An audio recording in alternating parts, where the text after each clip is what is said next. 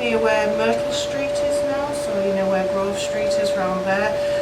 The site doesn't look like this now, it's all been built over. Liverpool was building up as a city, and what was on the outskirts of the city, and literally it was all fields around here, within 30 years of opening they decided to move the site and move out of the city again because it was getting very built up with houses and chimneys for smoke and what have you.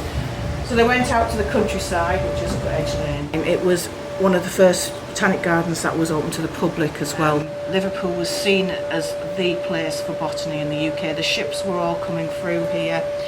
What Roscoe was really interested in growing in Liverpool were plants that could be exploited and used, and that was all sorts of things. It could be medicinal, it could be food, it could be for industry, and he was looking at trying to find out what was attainable and able to be grown in the UK, and he touches on that. This is a copy of his address, talking about how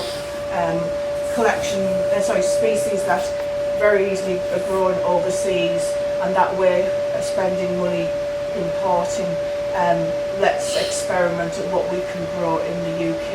We're interested in general, everything you're saying, but anything that would specifically help us to think about, okay, which plants, if we're doing gardening that has a kind of historical basis of what would have been here during the slave trade, what would have been here when the first African sailors settled in Liverpool, what would have been here when these families were engaged in the slave trade or had plantations. All such plants from Africa, from the West Indies, from the East Indies, the Empire's plants, rather than the British plants. It's from Captain Cook's second voyage, and Roscoe acquired that for Liverpool just a couple of years before the gardens opened and brought it.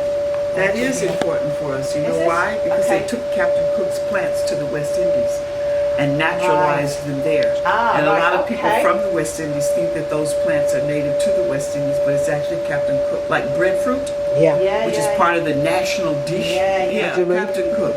It's okay that they came from different places. You just want to be historically accurate in saying how did it happen. It's connected to slavery in the following way. Let me tell this as short as I can. They were trying to get by on the cheap of not having to feed the slaves.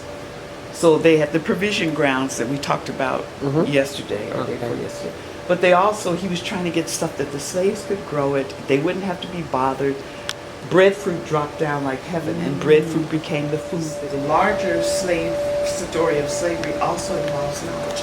It involves knowledge of those who enslaved, and it involves knowledge of those who were slaves. So we're trying to bring that to the fore.